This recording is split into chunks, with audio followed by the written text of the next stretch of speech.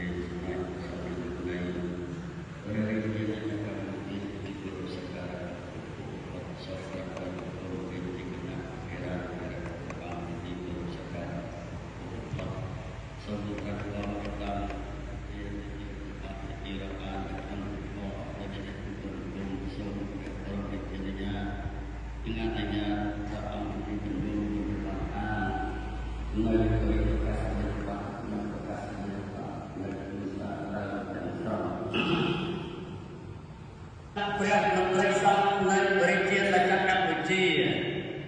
សុភ័ក្រមកស្ទប់ពុទ្ធសករាជ2569មហាសករាជ1947ចន្ទសករាជ1387ថ្ងៃពុទ្ធ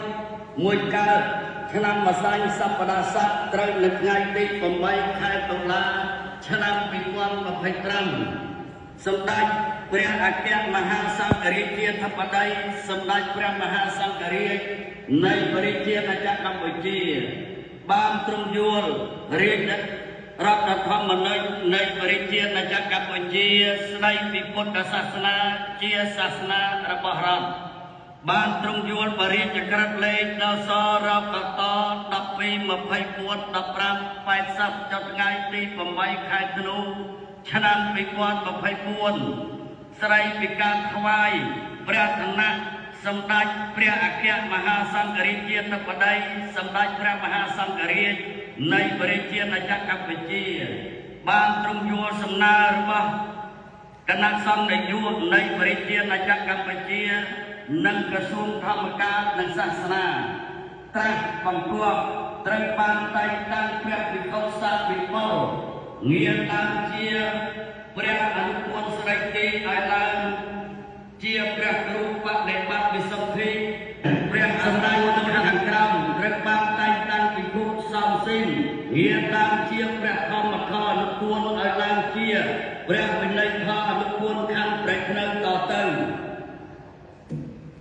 សម្រាប់ដូចខាងក្រោមត្រូវបានតែងតាំងភិក្ខុឧសបេងងារតាមបច្ចាតិកាឲ្យឡើងជាព្រះធម្មខអនុពលខណ្ឌព្រះភ្នៅតទៅសម្រាប់ដូចខា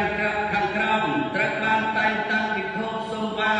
ងារតាមភិក្ខុឲ្យឡើងជាព្រះសមុអនុពលខណ្ឌព្រះភ្នៅតទៅត្រូវបានតែងតាំងភិក្ខុមីមុខងារតាមព្រះគ្រូសូត្រឆ្វេងឲ្យឡើងព្រះលេខាធិការអនុពលខណ្ឌព្រះភ្នៅតទៅជាអ្នករងាប់អធិការនិងសហការគ្រប់គ្រងរូបវត្តសង្ឃមានដីធ្លីវត្តអារាមនិងអប់រំពុទ្ធសាសនិកជនរៀនសូត្របដិបត្តិធម៌វិន័យមានបេដកជាគោលថ្ងៃពុទ្ធ100ខែអាសត់ឆ្នាំម្សាញ់សប្តាហ៍ស័កពុទ្ធសករាជ2569រាជធានីព្រំ